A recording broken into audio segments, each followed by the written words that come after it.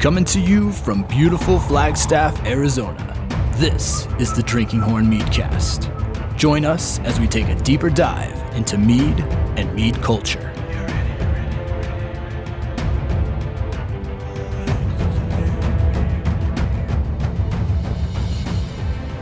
What's up, everybody? Thanks for joining us on yet another episode of the Drinking Horn Meadcast. Meadcast.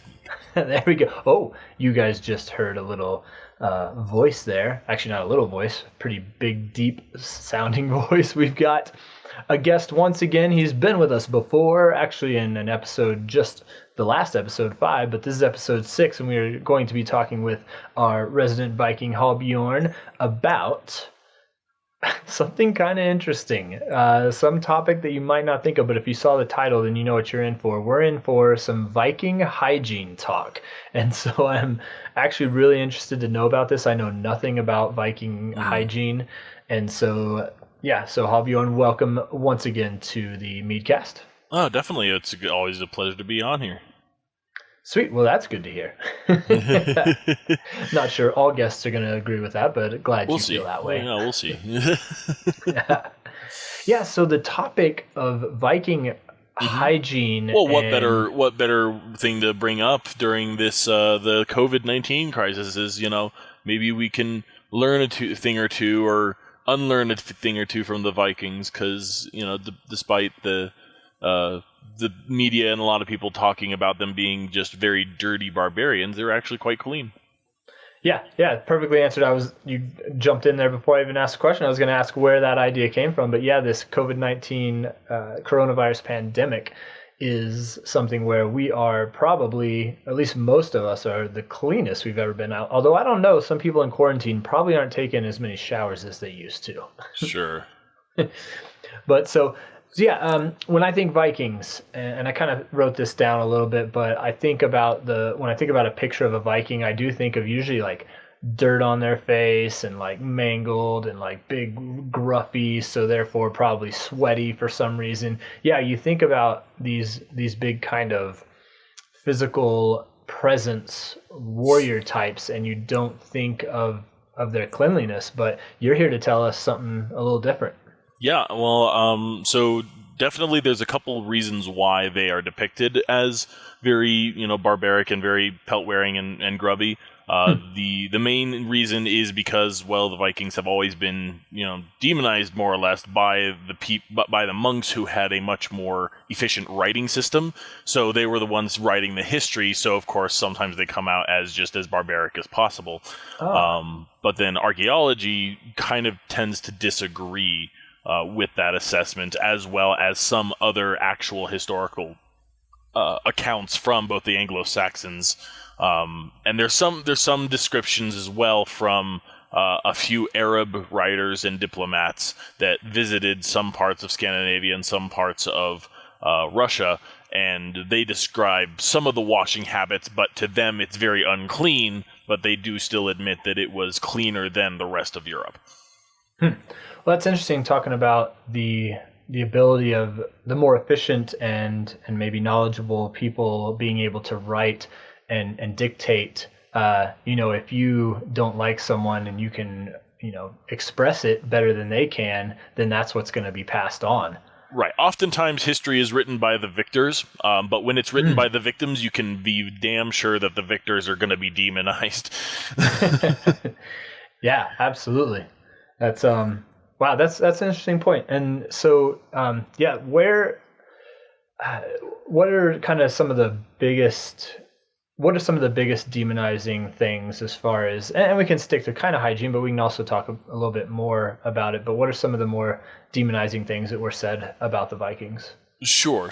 Well, we can go through also just, that they were all Vikings. Even the term Viking is more of a profession than an actual, culture.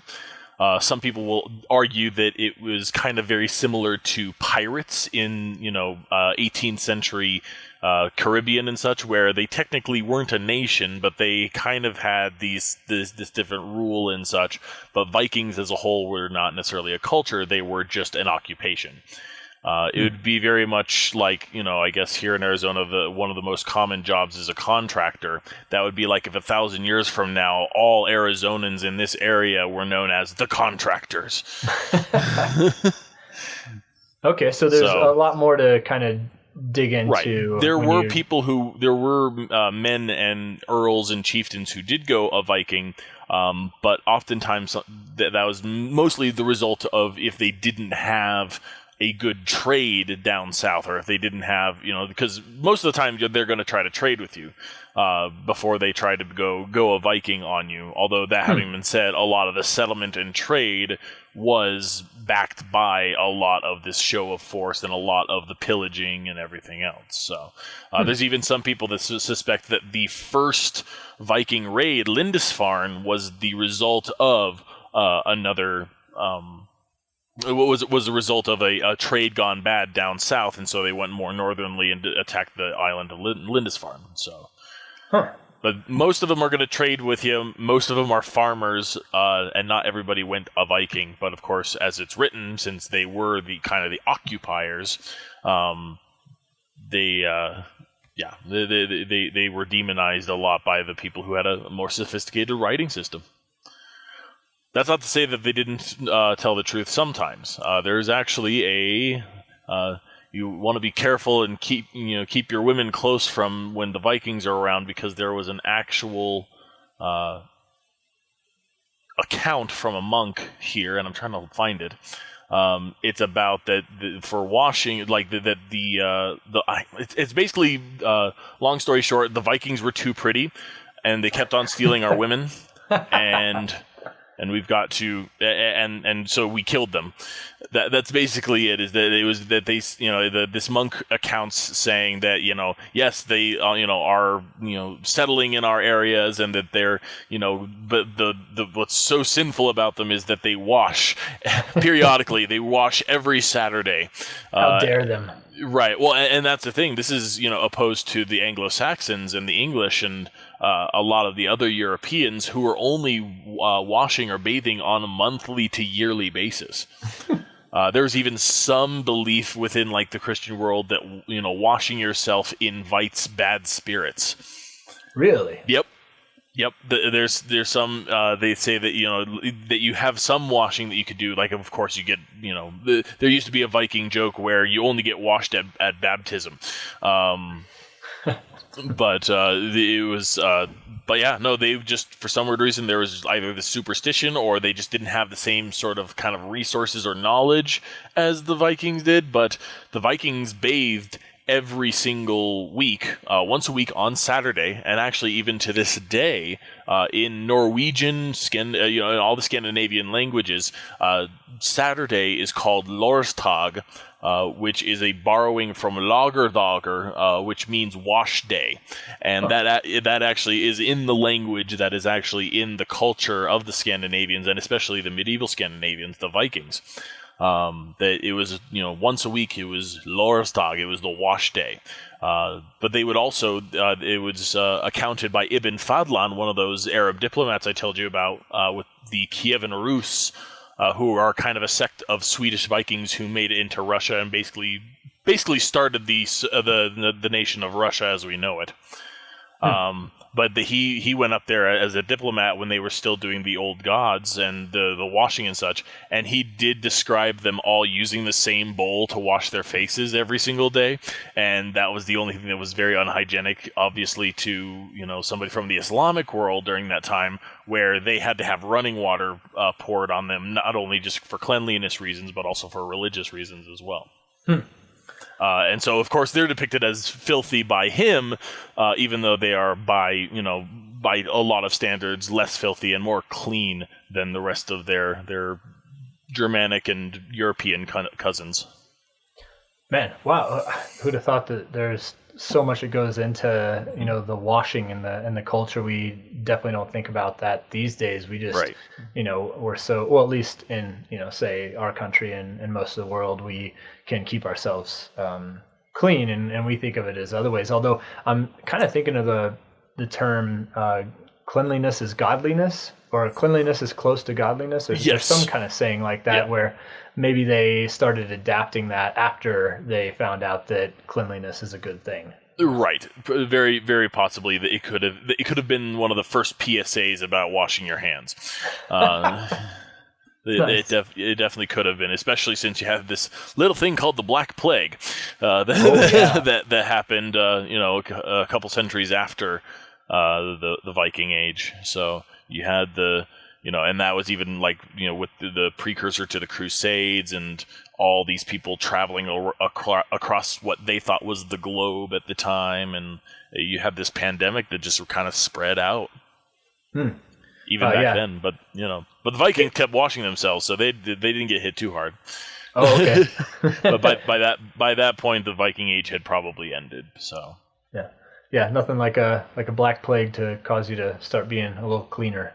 Yeah, and even despite the fact that they would all use the same bowl and they would not necessarily have the cleanest water necessarily that they're washing themselves with, they still would do things like comb their hair, and that's actually one of the most common things that you see in a lot of Viking burials and in a lot of Viking settlements are combs and toothpicks and ear spoons.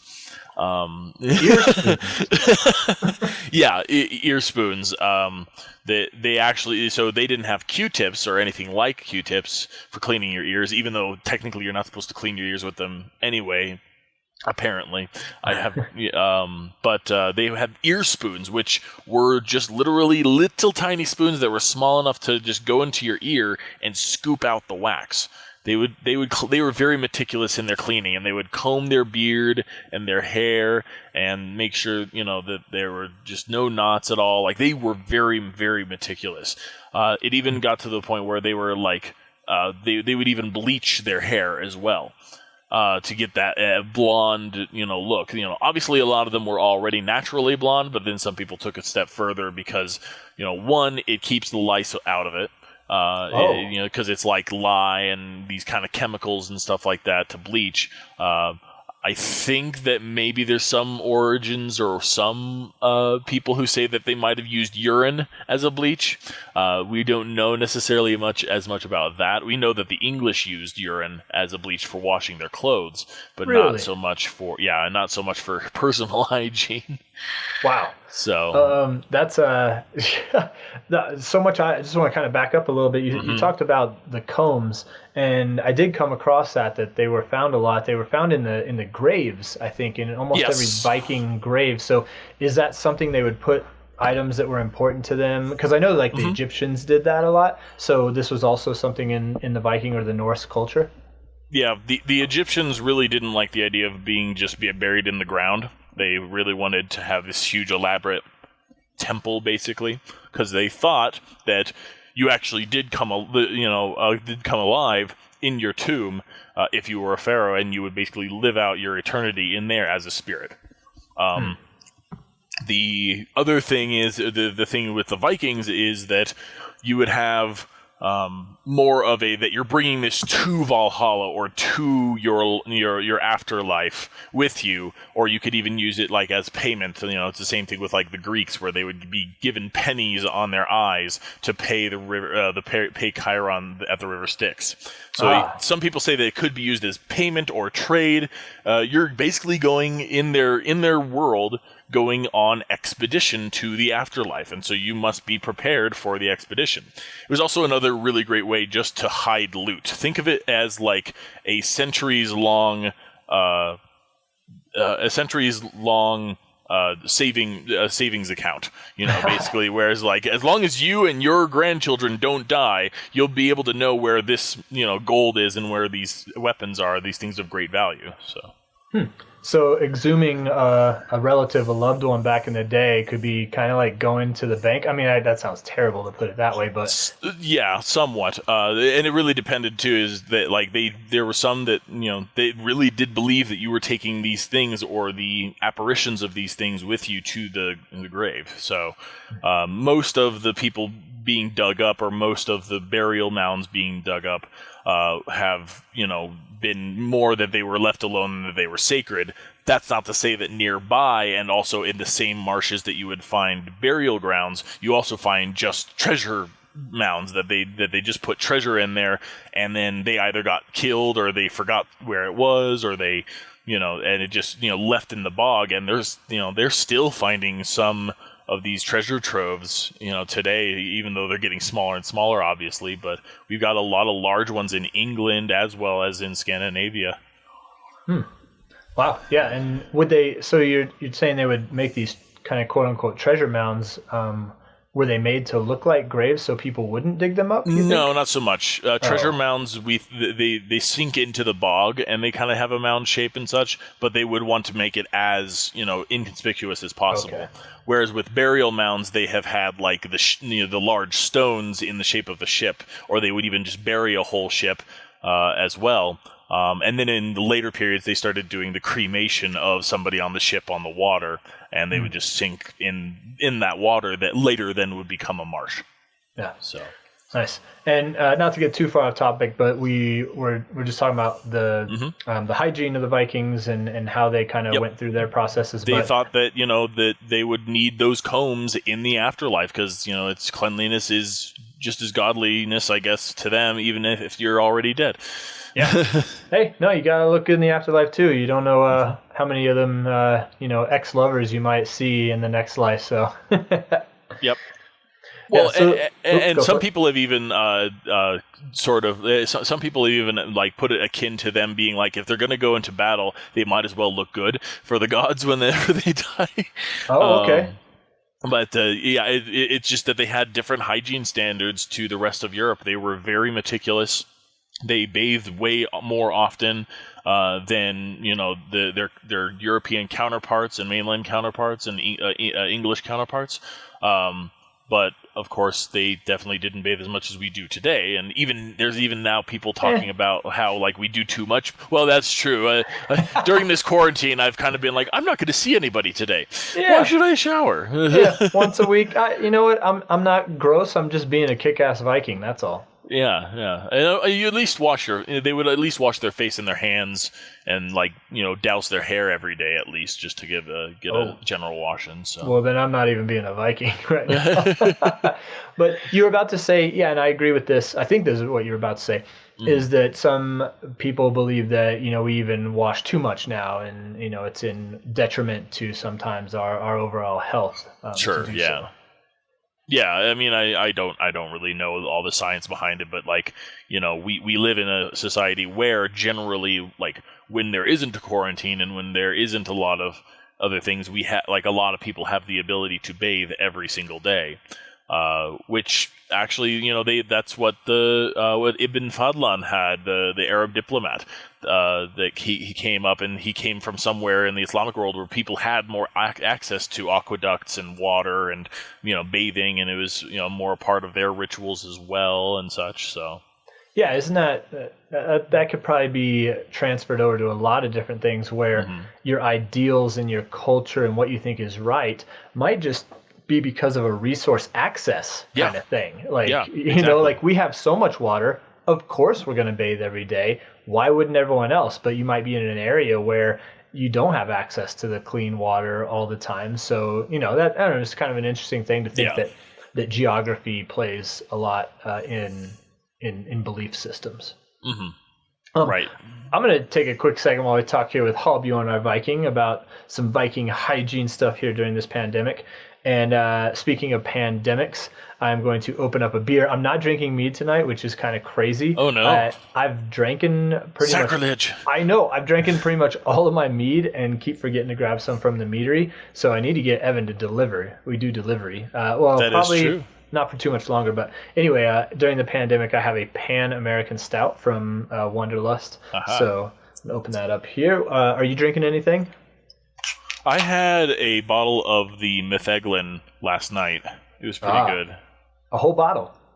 Well, yeah. I had some steak with it, and it was just a 500 milliliter bottle. Oh, steak and Metheglin is... that sounds wonderful. How did you pronounce it again? Metheglin? Metheglin, cool. We're going to be doing a whole Monday night mead this Monday. all about metheglin or metheglin, so it's cool to hear that there's a couple different pronunciations. Or am I just wrong? I mean, I'm sure it's like tomato or something like that. I'm pretty sure it's, interchangeable. There are no tomatoes in our metheglin, though, for sure. Yeah, no tomatoes. Although a tomato mead might not be bad. A tomato basil mead, get some of the get kind of a Bloody Mary mix going all on itself for a mead. Yeah, I've heard of avocado basil mead. So. Oh, really? Yeah. Avocado. I've done pretty much everything you can do with beer, but I never did avocado in a beer. I did tomatoes. We did tomato and cilantro, made a bloody beer, we called it. Nice. But avocado never did. But a lot of that might have to do with the oil. Oil will kill your head retention, and you don't need to worry about that with mead. So that's true. I also heard that I think it was like there's a California company called the Apiary or something like that, but apparently they have a avocado blossom honey mead that has hops added to it, and I definitely want to try to get my hands on some avocado blossom honey just to see what it does for a mead flavor. Yeah, absolutely. It's almost it wouldn't be impossible. Local Arizona, but Yeah, pretty close though. one state away. And then so many different honeys out there. I think it'd be impossible in a lifetime to really try all the different honey varieties in a mead. But that's something I think once I start kind of homebrewing again, doing some home mead making, is to try out a bunch of different ones. So avocado blossom, buckwheat, I've heard is real interesting, and mesquite. Yeah. Oh gosh. Yeah. Mesquite. Well, I still want to do one with the almond honey that we use for the coffee mead. Oh yeah. All right. Our coffee mead was made with almond honey. It has some. I think it has some almond honey in it. So. Yeah. All right. Well, I don't want to stray too far again, but we are talking about honey and mead, and so it is really interesting. We'll save that for another episode. I wanted to kind of maybe see if there's anything to expound upon the bleaching. You said they bleach their hair, and then you got my interest when you said that it could be used not just for looks. It could be also for not only just looks, but also like a survivable thing. Like you would have less ticks in there, or it would at least kill off or make the ticks run away, or the fleas that they would have to deal with, especially in the medieval era. Yeah, it wasn't a clean place even to begin with, but at least they were kind of doing what they could about it. And if I remember my history right, fleas were actually the ones that were carrying the plague. It wasn't the cats, correct? The rats, it was kind of the fleas on the rats, that was carrying it. And they thought it was the cats, and they got rid of the cats, but that was stupid because all of a sudden you have a rat explosion. Yeah. Again, a little off topic, but yeah, so the bleaching was part of the hygiene as well. And the hygiene and the looks, and it also is sort of like, the sort of a little bit the reason why polar bears are able to, keep so warm because of their color. It sort of is like it kind of helps with refraction of light and keeping things warmer and insulated, and also camouflages you more, I guess, in the colder north to be blonder and paler white rather than just dark haired and such. So it could just be that they're trying to, they're dyeing their hair because it's a genetic trait that is, sought after when you're, in the cold north. Yeah, true.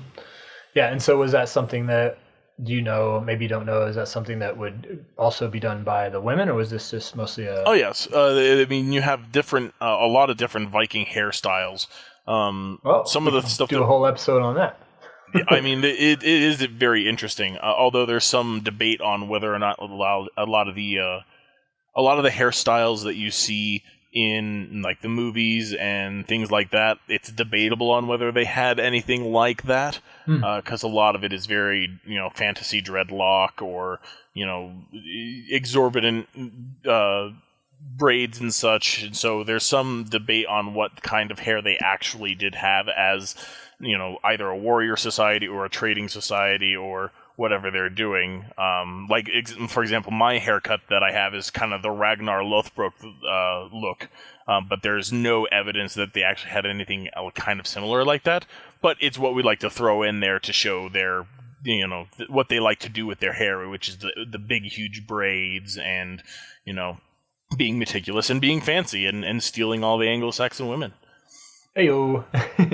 Yeah, you mean to tell me Hollywood, gets a little excessive on things, Oh yeah, overdoes for sure. it? For sure. Yeah. Why the long hair in the first place? Mostly just because you couldn't cut it necessarily as short as you wanted to back then. I mean, they did have shears, and there were many people that actually did in fact wear their hair much shorter, contrary to like what we see in the movies and stuff. Not everybody may have had very long hair. But a large part of it is also just kind of culture that they would indeed braid their hair, and they would have these large braids so they could still have the hair to keep them warm, especially at night, since they didn't exactly have like furnaces or stoves like we do today. They just had the one big hearth, so you're basically camping kind of inside. And Gotcha. so, it still keeps them warm, and it still gives them kind of something to sweat into, so then they can focus more. Same thing with like the beard and such, and also it's kind of protective too. It's just this hunk of hair that you have to get through if somebody's trying to attack you from behind, or things like that. Although they would not want to have a lot of flowing hair necessarily on their helmets, they would just want something to glide right off instead of something to get a weapon stuck into. Yeah, that could either go well or not so well, getting an enemy's weapon stuck in your hair. Maybe it might disarm them, but it might also just cut the crap out of your neck. Right. Yeah, I didn't think about the warmth factor of that. That's totally true that, longer hair and beards, kept you warmer. Well, and oftentimes hair was kind of used sort of as a mini crop, that you would use it for fire starter. You would use it for some cementing things. Especially when you had it was not only your hair that was going into making mortar and making, bricks and things or cement, I guess you could say, or like mud cement. But it was also that you could, shear a sheep and then combine that hair into there and, use it as something else. So like hygiene was trying to be as, utilitarian as possible. Especially in the early Proto-Germanic era, and then, of course, a lot of the hairstyles and other things sort of evolved into more cultural things rather than survivalist things. Yeah, you called it a little mini crop, and I was thinking about like the hair term, like a cropped hairdo, but you're actually talking about like a little like row of corn instead of corn or wheat. Right. It was like you're growing it so that you can use it for other things. That is awesome. That's hilarious. And that's so fires. I mean, you cut off a little bit of your beard and start a fire with it. I mean, that's pretty freaking genius. Well, maybe not your beard, but oh no, too oily or too. You wouldn't want to mess with that, right? No, you wouldn't want to mess with that. Oh, yeah, that's true. Because that does keep a lot of your warmth and its protection, basically, especially if they have it, like, braided. That's just another chunk of hair that if somebody tries to punch you, you can, you can kind of take a hit. And that's what beards kind of sort of evolved from. Take that. Yeah. Hair is saving me from getting knocked out, but to take a little bit trim off of the beard, it might not look good either. You might have a bald spot. Yeah, exactly. So, but of course, those survival. Right. Well, if it's for survival, but of course, as people evolved, especially throughout the Viking Age and the medieval era, they didn't really need to do that as much. But of course, the hairstyles just kind of stayed. Yeah, and you know what? Hey, use your enemy's beard and hair to start the fire. That's what I'm saying. You talk about drinking out of your enemy's skulls. Also start that fire that night to cook your meat over their hair. Ew, wait, burning hair. Yeah, no, you don't just want to start do it. that. Just to start it, that's all. Yeah, just to start it. Yeah. Oh, I just got like a whiff of like accidentally burning my arm hair. No. I've done that. Oh, yeah. I think we all have, probably. Yeah. So what else is in this pretty intriguing story of Viking hygiene? Do you have anything else for us? I mean, honestly, like the funniest thing that I've got a couple like shop places that they do reenactment of combs and things like that, but there's also Hurstwick that they talk about like. The types of combs that they found, some of them were whale tooth. They really like to comb. There's even like ancient bath pits that are in Iceland that they use the natural spring water in there. And there's just these holes, these pits that are in Iceland, and some of them are still open today and available for bathing. Yeah. Yep. But they would just soak in there and wash themselves every Saturday or every Lorstag and such. Lorstag, and that was what did that mean? Wash day. Wash day, Lorstag. Yep. Cool. And washing day. Whale tooth. Were there any other prevalent, or maybe not prevalent, but classy or high class kind of materials that they would find? I think they might have also found some that are bronze. Some that are bronze, some that might be steel. Most of them are more or less going to be whale tooth or just wooden combs. Wood, yeah. Yeah, just a nice fine wood. Now here's something I did learn when we have a beard oil and a beard balm that we sell, and looking into that, I found that our use of plastic combs is pretty terrible because the plastic can get little nicks in it, which can catch the hair as you're trying to, and damage the hair as you're trying to comb through. So those wooden combs are way better for your hair, or for your hair, your beard hair. I mean, I just use a thick.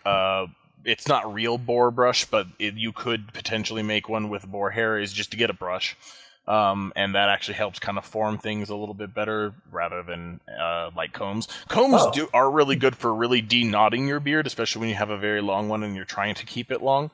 But it's the brush is really where it's less pull and more shaping.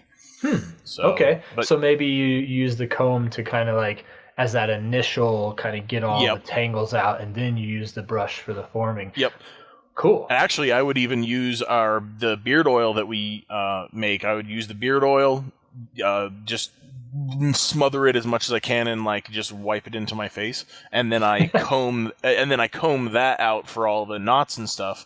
And then after that, I would use the brush just to form and shape it. And then maybe later on, if I wanted to keep the shape of my beard, I actually use the beard oil or the beard balm that we have, not the beard oil, but the beard balm that we have to shape it a little bit more. So nice. And I'll tell you what, we've got a couple of different kind of ingredients, if you will, or aromas, aromatics with these that you can get, and some of those smell absolutely great. I mean, I'm not saying I put it on purpose, when I know that I'm going over to my girlfriend's or something, but yeah, that might be a thing. I've got one that is called, let's see, I've got the vial right here. It's called the Sorcerer's Apprentice. Yep, exactly, that one. Yep, and I think that one is, it's juniper berries and tobacco? And Sorcerer's Magic, don't forget that. I guess so, yeah. There's also one called the Magician's Assistant. Or the Sorcerer's Apprentice and the Magician's Assistant. There's also the Fruit Loops one. Have you smelled the Fruit Loops one? I don't remember what it is. I've smelled them all. I can tell you that, but I don't remember the Fruit Loops smell. Okay. Well, there was one that definitely smells like Fruit Loops. Some people say Apple Jacks. Yeah. Yeah, Apple Jacks and Fruit Loops probably pretty much smell the same. And I think there's also an apple for the balm, but you can look on our website if you want to check out a specific. It's made specifically for us by a company, and again, it's both the oil and the balm sold separately or as a package at drinkhornmeadery.com. Not that it's an advertisement, but it's an advertisement. Well, and it's also just very similar stuff to what we're talking about. They would still put oils and things in their beard, and they would even have the beard jewelry and such to look really nice and such. So beard jewelry. Mine, my beard, I cut it somewhat recently, and I don't think the beard jewelry would necessarily fit well in it. But that's a cool idea. Yeah, I mean, and again, they had beard jewelry. They had, they would still do oils and braids and things like that to keep them in, to keep them looking pretty and stealing Anglo-Saxon women. Yeah, I think that's kind of hilarious. I mean, in a certain kind of way, in a storytelling kind of way, that they were these big, rugged, warrior types, but they kind of combined it perfectly. They were rough and tough, but then they were also, schmancy enough to not necessarily have to force their hand of I don't even have to kill you to take your woman. She's coming over to me anyway. Yeah, exactly. But then that gets you killed as the Viking. So. Oh no. Well, yeah. That's Well, and then there's what they thought was very fancy schmancy, and was considered very stylish by a lot of the Vikings. Maybe not stylish; it's more of an intimidation thing for when they're warriors and when they're Vikings. But some of them would file their teeth. Really? Yep, file their teeth. Like sharpen them? Sharpen them into points to just look more to look scary than to actually use or anything like that. But yeah, some of them would sharpen them into points. Some of them would put grooves or colored grooves or painting or something like that on their teeth for, kind of an intimidation factor to their enemies. Whoa. Oh yeah. That'd be gnarly to see. I gotta look that up. Maybe I'll post that as one of the photos for this episode. To see pointed and like colored teeth. I'm imagining like this dark purple.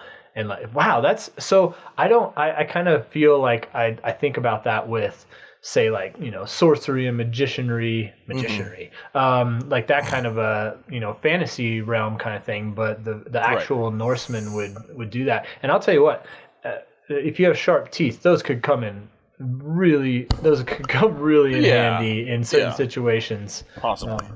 Just ask Evander Holyfield, right? Got his ear bit off by someone. So,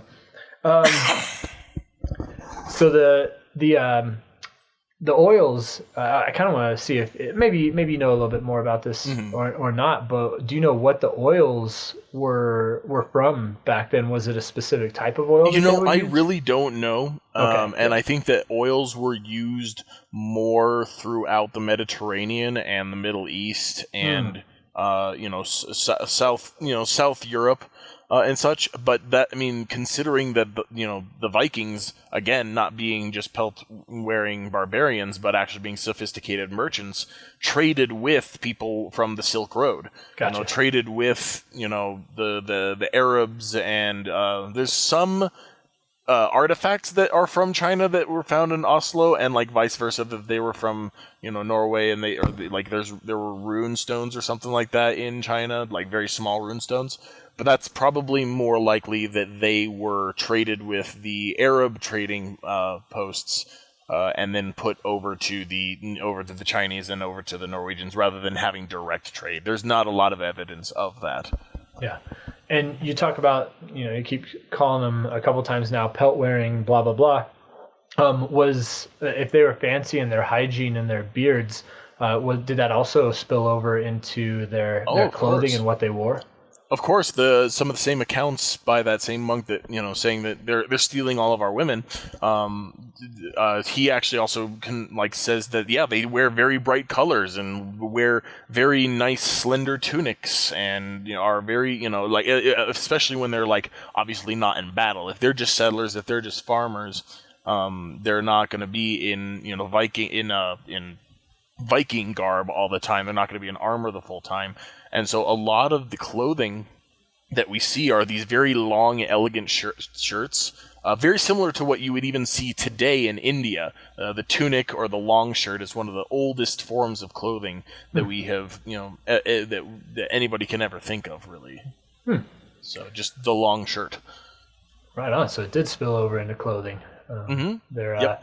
Hey, you go into battle, you got to look good. I feel like that can be something even today. You go into battle in a business, you want to look good. You go into battle in a, to get an interview, you want to look good. So it's always a good thing to look good going into battle. Yeah. Oh, for sure. And again, the thing is, a lot of people think that the Middle Ages were these drab, dreary, gray, brown, sort of, horrible, sepia tone era, so to speak, and they think that it was so drab. But you have to remember that, yes, they were expensive, and only the nobles really had access to them, but they did still have dyes, and they did still have the ability to have color and such. And so if they could get color as merchants and as warriors, because they have accumulated enough wealth, they're going to flaunt it. They're going to be peacocks. It's the same thing with church buildings and tapestries. Everybody thinks that these church buildings and tapestries have always been just drab and, horrible and just, really, really, colorless. But back in their day, before they aged 1,000 years, they were vibrant. These people loved color. They loved vibrant color. That's where we get, Christmas and everything else like that too is from in the Middle Ages. Oh, okay. Wow. No, I definitely think of, like you said, the drab sepia style stuff. That's just what I've been shown in media and Hollywood and television and everything, is these dark, dreary kind of things. And it makes sense, though. I mean, if you can afford color and other people can't, then you're going to get it and you're going to flaunt it. Oh, yeah. Vikings were quite the peacocks, too, weren't they? Oh, very much so. There's even a joke that, like, in later periods, in the Renaissance period, you had the German Landsknechts, which were the very flowery hats and the very ribboned clothes and the kind of musketeers, so to speak, but just from Germany and with bigger swords. But there's some people that kind of talk to tell that they are sort of like Vikings who just dress better, and they say the same thing about the pirates too, that they would, they would influence people, they would still hold power, and because they were still technically a captain of a sovereign ship. So, but it just, I guess raiders and traders and pillagers have always, cared about their looks and what they're wearing. Cool, yeah. And when you raid and pillage and you find those things, you're like, haha, I can wear this now. That's awesome. Raiders and... Wait, what did you say? Raiders, traders, and Raiders, pillagers. Traders, and Pillagers. I think that would be the name of an album pretty soon. Maybe. Raiders, Traders, and Pillagers. Cool. So, anything else you want to talk about these Vikings and their dashing good looks and good healthy hygiene? I mean, I think that pretty much covers most of it. We can learn from them and be as cleanly a people as we can. And since we live in the modern age, we know that, best way to flatten that curve and beat the pandemic is to just be cleanly. Wash your damn hands. Ladies and gentlemen, wash your damn hands. Be a Viking. Nice. Be clean. Yes, be clean, sir. That definitely is a great thing now to kind of think of. When I asked myself before this podcast to describe a Viking, I thought of dirty, muddy, grungy, smelly. Now when I think of Viking, I'm going to think clean, well-dressed, good hygiene, caring about those things.